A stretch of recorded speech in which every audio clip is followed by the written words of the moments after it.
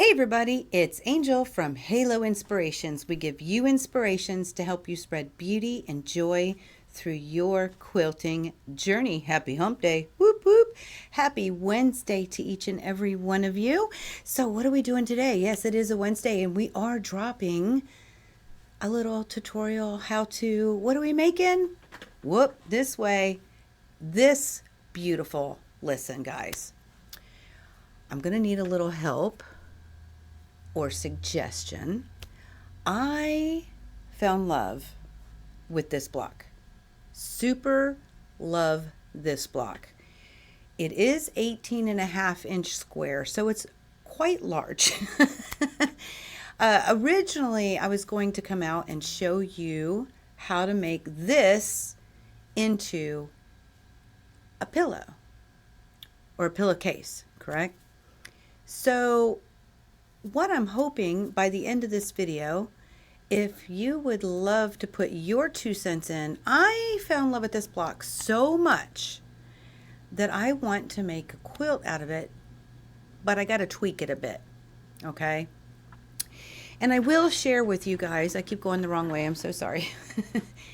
So this center of it is a 9 patch. This whole thing used my stash to include the background, okay? But because I fell in love with it so much, I'm thinking that these 9 patches can actually be different blocks. So instead of a 9 patch, maybe we do a square and a square on one. Maybe we do a snail's tail. Maybe we do a woven star. But inside the center of the block, it's a 6.5 inch square. We can do something with 6.5 inches to make it even cooler. However, I would have to tweak a little bit because just a little, because that's with the framing, which I love. It makes it 18.5 inches, right? So my question, are you interested in a quilt or are you good with a pillow? But because I've been spinning my head on this, I am going to hold off on the pillow side. If I get enough response from y'all, I will go ahead and do a pillow also. And I can get that done real quick. I already got the measurements, and I thought it would be really good because I can show you how I did get the measurements and the math that's incorporated in the method that I use. So it would definitely make a really good video of its own. So let me know your thoughts. But just so you know, originally also I was going to give you, like I normally have in the past, I'd say you need this many 2-inch squares, this many 3.5, this many of this. The list is a little detailed, and I think it'd be easier. I'll put it in the description box below in this video. And that way you can reference it. But like I said, everything I used was in my scraps. These are, yes, every single one of these is from a Lori Holt line. I think there are 2 of them in there. I think that's all the 2 different lines. And because of the size of some of the blocks dictated whether I could use a 10-inch square, if I could use a Scrappy scrap, if I could, a small scrap, or if I had to use a remnants from a fat quarter, which I had plenty of, guys, my own stash. And even the background, so this size block by itself took 7.5 inches with the fabric. So a 1/4 yard or less, right? I had that. This is my favorite background, which is Blossom's Tone on Tone White. So I have scraps of it, and I had enough to do the whole thing. I talk more about different things inside this block, and I will say I start, keep doing it, I start from the center and work myself out. It's the easiest way to do it. So I can't wait to find out if you think we should go ahead and just make it a pillow, or would you like to see how I get a quilt out of this and not make it like 100 inches long by 100 inches long, because ain't nobody got time for, unless you want to, because you could, just based off of what I go through. So let me know if you're interested. Can't wait to hear about it. And I'm excited because I just fell in love with it. It's just beautiful. It's just beautiful. So we will, if you're interested, look forward to a pillow also.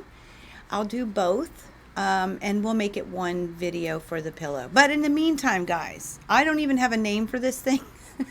I'm going to call it Halos Scrappy Stars. That's not very original. If you know a name, I'd love to hear a name too. It's actually a Sawtooth star is what that is, and it's framed. So a framed Sawtooth star, right? Made out of scraps. Love to hear what you think. But at any rate, so we're going to start with the center. That's a simple 9 patch.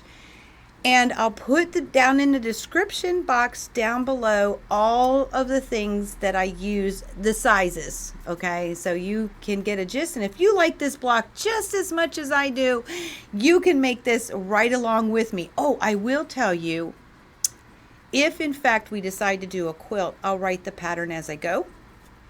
And so we'll have a bona fide pattern with it. And for the pillow, I'll go ahead and write some instructions if y'all are interested in the pillow thing. So let me know what your thoughts are. And at any rate, we're going to start with the Scrappy 9 patch, okay? And so I will see you guys in just a sec. So working from the inside out, we're first going to start with our 9 patch. Each one of these are 2.5-inch squares. I just cut 2.5-inch squares out of random scraps that I had. Super fun, love it. So the first thing we're going to do is put right sides together, sew a 1/4 inch. Once these two are together, we'll sew a 1/4 inch seam right down here to add it. So I'll sew each one of these 3 rows together, and then we'll come back for the next step. So now that they're all sewn together, I went ahead and pressed this first one. You do want them to finish 2.5 by 6.5. So now what I've done is I've pressed these ones going this way. I'm going to press these going this way, and then last the opposite direction. The key to pressing, okay, is to be sure that whichever way you want to go, that's the side that's on top. So I want to press with these going with on top. Now notice I have set my seam first and press. Okay, there's one. Now this one we wanted to go that way, so these are going to be on top.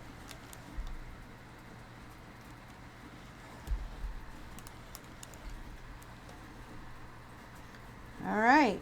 Now, of course, if you've got your clapper, it's a good time to put that right down to make sure that it cools nice and flat. For video purposes, I'm going to keep going. So again, they're pressed this way, that way, and last but not least, this way. So the next thing I'm just going to do is I'm going to first sew these together, and they will nest because they're pressed in opposite directions. And then once these two are together, I'll add the last, okay? And as far as pressing goes, I will probably press going out, okay? So this one I'll press going up, this one I'll press going down. It really doesn't matter at this point, so it's up to you. But we'll come back at you in just a sec.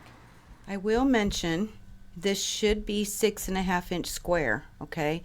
And I like to start from the middle and build out, because I'm doing the Scrappy and I don't want anything to be the same touching, right?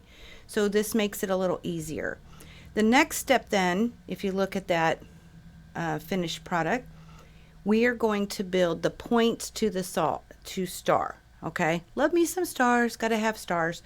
So I did cut a 3.5-inch strip of my background, which I happen to be using Tone on Tone Blossoms White. Love it. It's one of my favorites. But you can use any background you so choose. You can even make it scrappy. Just have a lighter color, right? All up to you.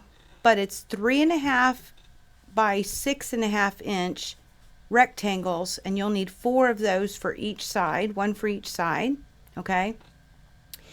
And then you'll need 3.5-inch squares, okay, for the corners. Very simple. If you're doing it like I did with a background, you only need 1 strip, and it can get all of it in there as long as you're careful. Okay. Then I cut 3.5-inch squares. Now, this is not my favorite flying geese method, but because of my scraps, I didn't feel like I could do it with foundation paper piecing, which is my favorite, because I had a couple of them that I had just enough to get a 3.5-inch square out of. So, thinking about that, if you want to use flying geese foundation paper, you can find that. Currently, it's in my cart for the shop, but it is sold by Fat Quarter Shop. It's So Emma. They make a 3x6 finish, so you can get those papers if you so choose, and then follow their directions for making your flying geese. But the old-fashioned piecing way, oh, makes me nervous. Been a while since I've done this. We have 3.5 by 6.5, and then 3.5-inch squares. Okay, and you'll need 8 of them, 2 for each. Okay. Now, like I said, I do prefer, you know, when you're looking at fabric, and it's tone on tone, you want to make sure you get it the right direction. So basically, this is what we're looking at building. Okay. So the important thing to note is I just cut scraps, but I don't want any mitchy matchies. So I don't want these 2 to match. I don't want these 2 to match. So I basically lay it out to make sure I don't have any mitchy matchies. Is that a word? It is today. So basically that's what I'm looking at. Okay? These 2 are pretty close, aren't they? They're still dark. It's a different color. I'm gonna run with it, guys. I am gonna run with it. Okay. Or maybe I can switch. But see, then these 2 are pretty close. See? Because the points will go to the middle. So you have to consider both the outsides and the middles. But oh, we got a nice red to touch. What do you think? I think I'm going back because this is blue. This is more blue. Okay. Just that's part of the process when you're doing something scrappy. So I'm going to work with 1 with you, and then I will go off camera and just finish all of the rest before we go to the next step. So this is the first one. Basically what I'm going to do is I'm going to take my strip and keep it handy, and I'm going to take my square. Now at this point I do have a trying to think the best way to do this. There we go. Okay. I do have my ruler, and it's bigger than my square. I always like working bigger than my squares. It's a personal preference. Remember, there are no rules. There we go. I keep changing it. Okay. And I'm going to use this line a little bit to know that I'm straight. But I'm basically going to draw a line on the back side of this fabric. Okay. And I want my points not to be underneath the ruler. Okay. And the reason is I want the line on the corner to corner. Okay. And then I'm going to take my flying geese, my rectangle, sorry. And I'm going to lay this so that the point goes towards the center. And when I stitch, I am going to make sure they're straight, okay? That's real important, that everything is lined up nice and pretty. And I'm going to actually stitch closest to the side of which I'm going to cut, and I'm going to cut this side. And I'm going to stitch right, I hope. I'm working with a new machine, so I'm getting used to the machine at the same time. So I'm going to stitch right next to the line, as close to the line on the side of which I'm going to cut, so that when I flip this, it will be the same size as the square, and it won't be too short. Okay, that is the trick of the trade. They call it the sewer's method. But I will get this sewn first, and then I'll come back to you and show you exactly what I'm speaking of. So I'll see you in just a sec. So I have it stitched on this side of the line, okay? And I know it's really hard to see, but it's there. And before I cut this, I'm going to flip this over to make sure that I am in fact covering all of the white and that it is correctly sewn, because at this point I could rip it, but once I cut, that's it, right? So here we go. I am good to go. So the first thing I'm going to do is I'm going to line up on the drawn line my 1/4 inch, and then I'm going to take my rotary cutter and I'm going to go ahead and cut. And you can save these. You can actually save them and cut, and use them as half square triangles or leader enders to make plenty. So I am going to use that as a leader ender. So I'll save that, and you will see it here in the future. But now that we have this cut a 1/4 inch away, okay, I'm actually going to go ahead and press this going that direction. Okay. There we go. Magic of video. The next thing is I've already drawn my line. The most important thing is we want this to go to the same center. So what do I mean? You don't want to do that because that's backwards. See how it's going down here? So we want to make sure that we put them very nice together, nice and straight, and we're going to do the exact same thing, and we're going to stitch next to the line on the side of which we're going to cut, and we're going to cut this side. So we want to sew on this side of the line, okay? And I do prefer usually to start at this corner and work my way back, because sometimes it gets snagged and this will get flipped. If I can, if the machine will allow, sometimes it would eat it. Now I'm on a different machine, so it shouldn't happen. So I'm going to start from this end, stitch on this side over here, all the way up, and then we'll come to the next step. I'll see you in just a sec. Here's my second one. I did start down here and I sewed up to here, all the way off.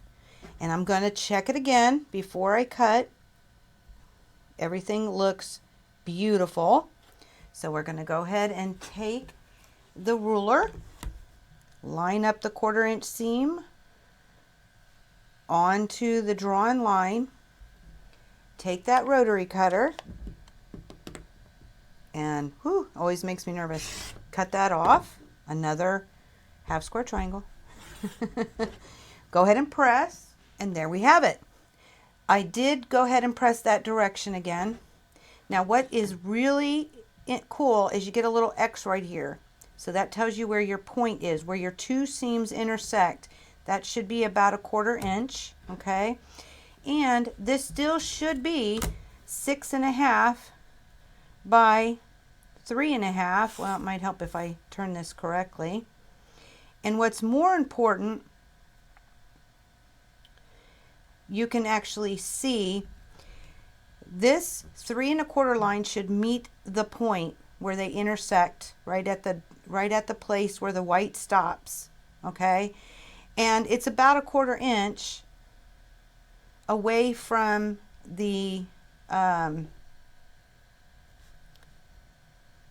to make sure we're all lined up here, a 1/4 inch away from the point, okay? And mine looks great. So you're going to want to do this 4 more times with all your Scrappy scraps, okay? I'm going to get this done off camera so that we can go to the next step. I'll see you in just a sec. So all the flying geese are finished. Now, I will let y'all know I only got one of them correct, this one. So whenever you do line them up, before you sew that first one, make it so it has the correct angle, and then make sure it's where you want. So I flipped them. But it all works out. Everything's a-okay. So we're going to put them exactly where we want to go, and then we're going to take those 3.5-inch squares and put them where they need to go. So you only need 4. This is our beautiful block when it's the center, as when it will be finished. Now we're going to sew this as a 9 patch. So remember how we did this one. We're going to do the exact same thing with the outside here, because we've got a 9 patch. It's a variation of one. It's not an equal 9 patch. These all these blocks are the same size. These are not, but it's still 9 patch. So I'm actually going to sew right sides together, right sides together. Okay, and that'll be 1 row, and then I'll sew these together. Okay, that'll be the 2nd row, and the 3rd is just like the top one. Now, how am I going to press? I do prefer to press away from the block where there are less seams. Okay, however, when I look at this, I am going to decide to do it a little different. I am going to press towards the flying geese. Why would I do that?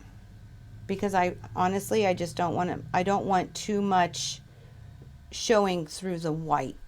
If it doesn't bother you, you can press them out, in and out, which is actually probably gonna, you know what, that's what we'll do. I'll press out going on the top, in going on the inside, and out to the outside. And I am hoping that it will allow it to lay a little bit flatter. The only question will be is going inside this direction, but we'll find out. And we may have some shadowing. So you could do it any way you want, as long as you do it opposite between the rows so that everything will nest. So I'll get my first 3 rows together, and I'll come back at you in just a sec. Almost done with the center of this block. I want to mention, after I was pressing, I realized why we want to press away from this flying geese on the sides. It's counterintuitive for me, because usually I like to press away from the center. However, this guy right here will get really bulky when you try to press this direction. So it's eliminating some of that bulk, and it won't you have the necessary bump. Now I'm going to try to zoom in here a bit, and if you'll notice, let me see if I can. Right here is where the intersection of my seams are, and my stitching. I did it a couple times because I'm trying to learn this machine, and I missed it twice. So I'm a little too high. You want to be just a smidge above it, not this far. So what happens is I have a floating point, which I'm good with. I'm happier with a floating point than I am a chopped point. Just my own preference. If I chopped it, it would have been fine, but I didn't, and I'd rather float. This one I only stitched once, and then I said, after I opened it, I still missed it. I mean, like I said, I'm learning this new machine, and I'll get it eventually.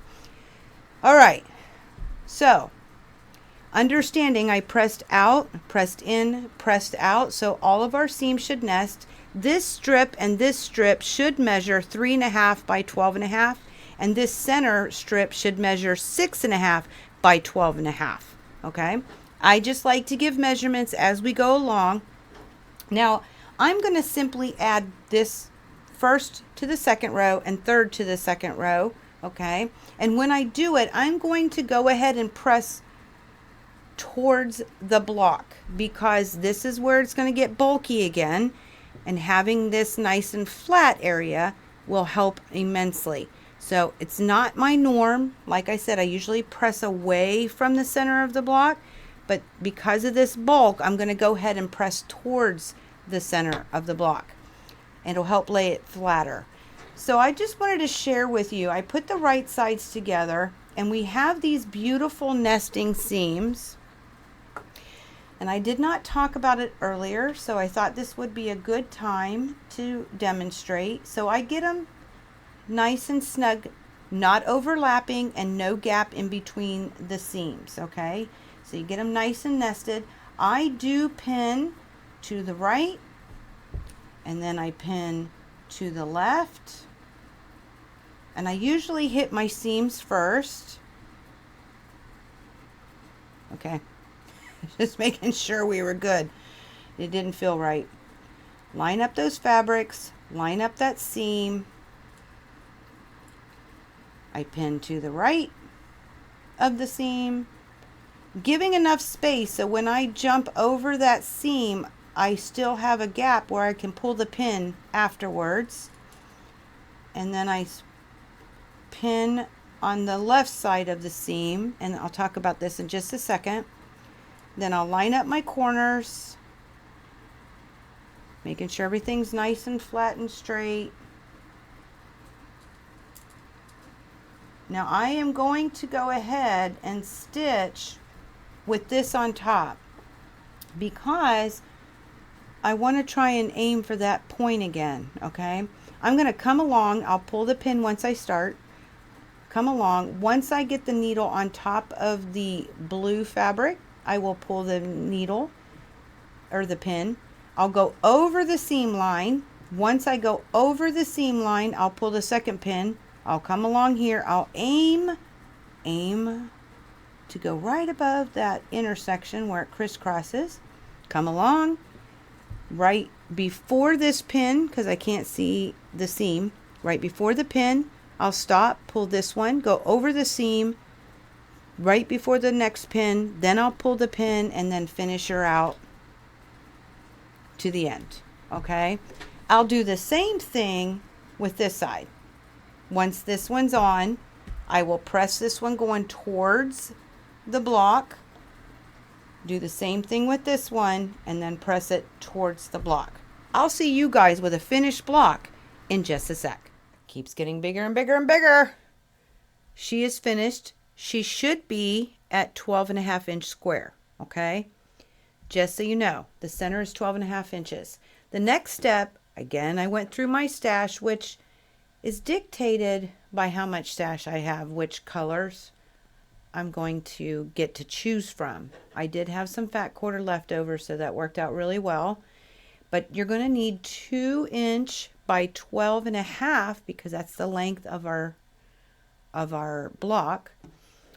You'll need 4 of them in Scrappy colors. And once you decide what they are, I would highly encourage you to lay them out and make sure nothing, if you're anything like me, I just picked some that I knew I didn't have prints or colors that were going to be matchy too close, okay? Because these will touch, okay, on the outside.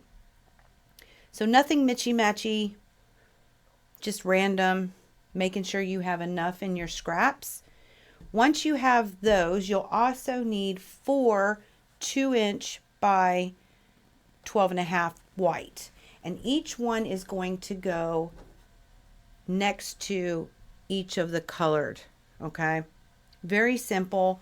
We're just going to sew right sides together, a 1/4-inch seam. Well, you gotta love thread. There we go. 1/4-inch seam going straight down for each side. Simple enough. I'll have those done in the next clip. So 4 whites with 4 prints, 2-inch by 24-inch. Then we're also going to build these little 4 patches. So I cut random colors again, trying not to be too matchy. And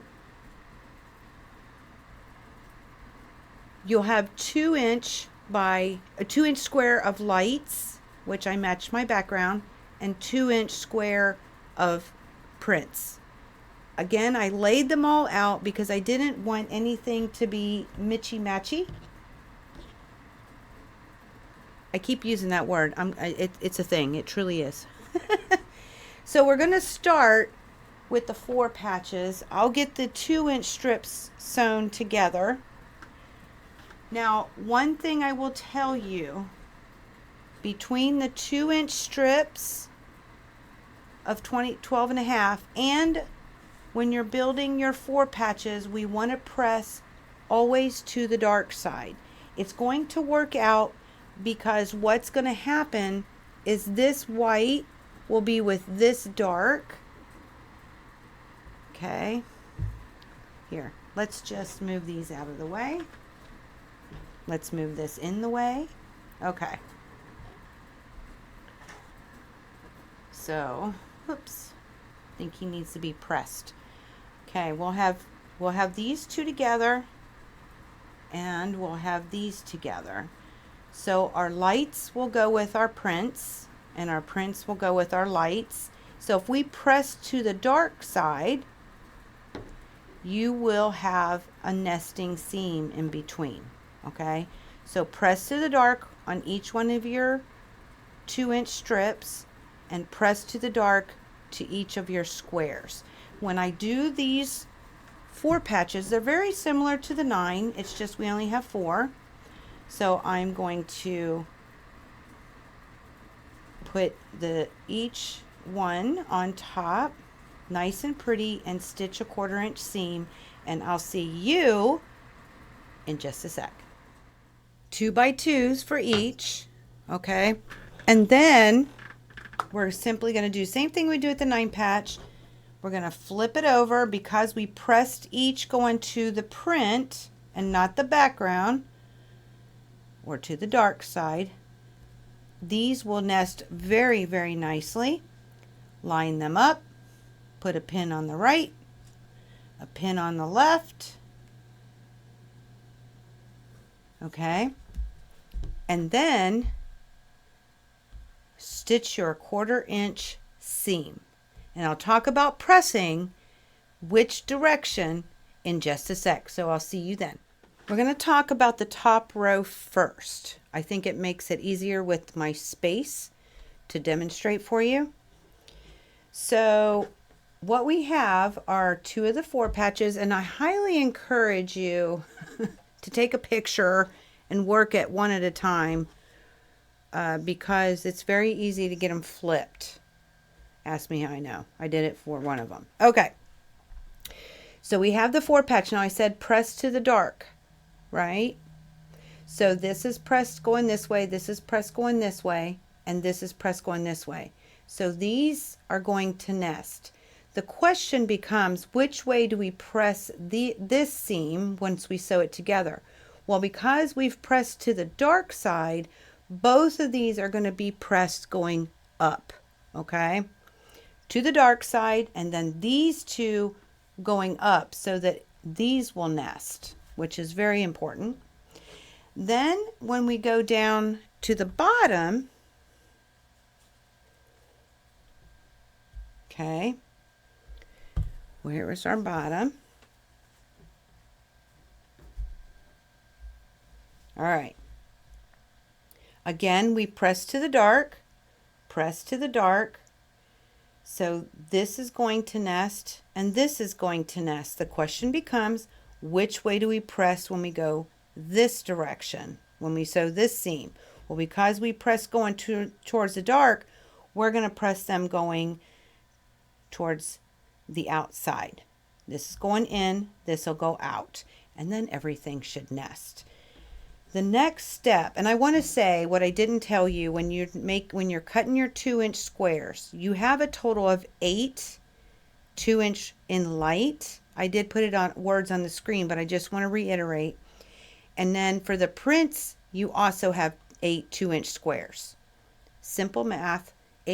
4 times 2 is 8, right? So we have 4 corners, 2 of each. 4 times 2 is 8. 8 prints, 8 backgrounds. All right. And I will say, because we cut 2-inch strips, it took me 2 strips at 2 inches that I had to cut my background. And it allowed me to get all 4 12.5 by 2s and all 8 of the 2-inch squares with those 2 strips. of 2 inches. So that's 4 inches altogether, plus the 3.5 for the main center block. We only cut one at 3.5. So 3.5 plus 4 is 7.5 inches. So a 1/4 yard is going to do you good if you're not doing scrappy backgrounds. The rest of it is just scraps, whatever you have that will work and fit. So our next step that we're going to do is we're going to actually sew another 9 patch. What? It's a very irregular 9 patch, but that's what it is. So we're going to, this is row 1. This is row 3. We're going to attach the 4 patches to each of these long strips. Okay. So, and then when we press, we have to talk about pressing, don't we? Okay. Then we're going to take those side strips and we're going to attach them. Let's move this out of the way. Move this out of the way because those are sewn together. Then we're going to stitch our other 2 to the block. Okay. So understanding that and understanding what we have, I'm going to press this one. I'm going to press out. Rows 1 and 3 I'm going to press in. So I'm pressing towards the long strips. So when we look at row 3,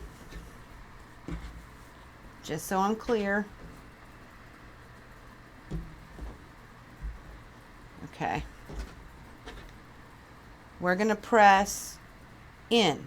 Out in the center, the 2 first and last row are going to be pressed in. So we're going towards these long strips. Okay. That's the pressing. So let's get those 3 rows together and I'll see you in just a sec. Home stretch, guys, home stretch.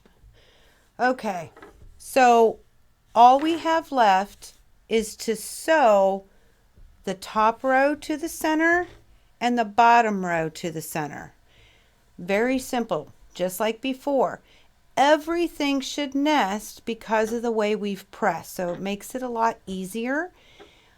I would personally, every seam I am going to pin and then I'll put one in, one here, one here, one here. And when I go to press at the end, I will definitely press going out, away. So towards this straight strip, okay? Just because of these bulks, it'll make it lay a little flatter. Now I have a 1/4 inch seam issue. I realize this. Remember, I'm learning a new machine. It got better as I went, but this is a little trying. I don't know if you can see that. It's not enough for me to. It's going to be in the seam, so all is well. So again, I would start with the seams, and I tend to start in. I don't know. It's just usually I start in the middle, but there's no seam in the middle. So I am definitely going to pin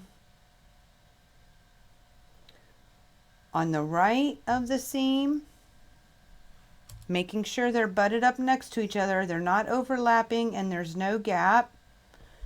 And then I will go to the next one and I would do the same thing.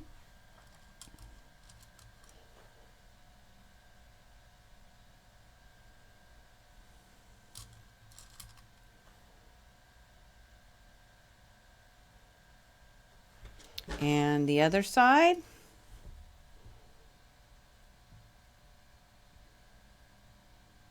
Now this is the one that has a little bit of an oopsie. So I'm going to compensate by making sure it stays nice and straight. The seam it'll all be in the seam allowance. Everything will be fine.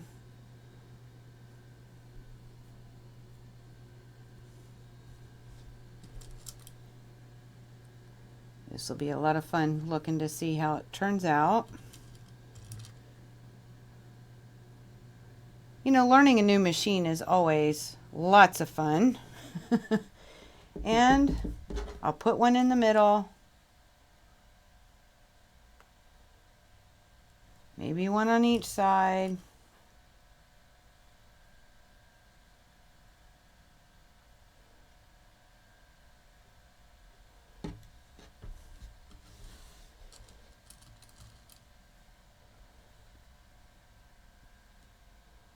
And go ahead and stitch my 1/4 inch. And I'll do that for the opposite side also. So I'll see you guys in just a sec. So here she is in all her glory. I don't know what to call her. The Scrappy Sawtooth framed block. That's not very original, is it? If you got a name for it, let me know. However, this should finish at 18.5 inches square. Okay. So let me come back at you because I'm going to talk for just a second. And then we'll move on to what I'm going to do with this block. I'll see you in just a second. She looks even better this way. I did at the beginning. I'm still doing it. It looks even better when you can see the whole thing, doesn't it? I just fell in love with this block. I fell so in love with it. It's so much fun. And, you know, the framing, I love how it does blocks. I mean, you can use this for any block as sashing, or, you know, just to frame something out of anything that maybe is your favorite block. Maybe an entire quilt as a border. I mean, there's so many things with this framing that I just love it. So I can't wait to hear what you think. Should I finish it as a pillow? Should I create a quilt with this idea? Looking forward to hearing from you. If you have any questions, just let us know. We will be on live today at 3 p.m. Eastern Time. Why? Because we're in Virginia. But until next time, may you all continue to be inspired, productive, ever so joyful. Never stop believing and never stop making your dreams in quilting come true. See y'all soon. Love y'all.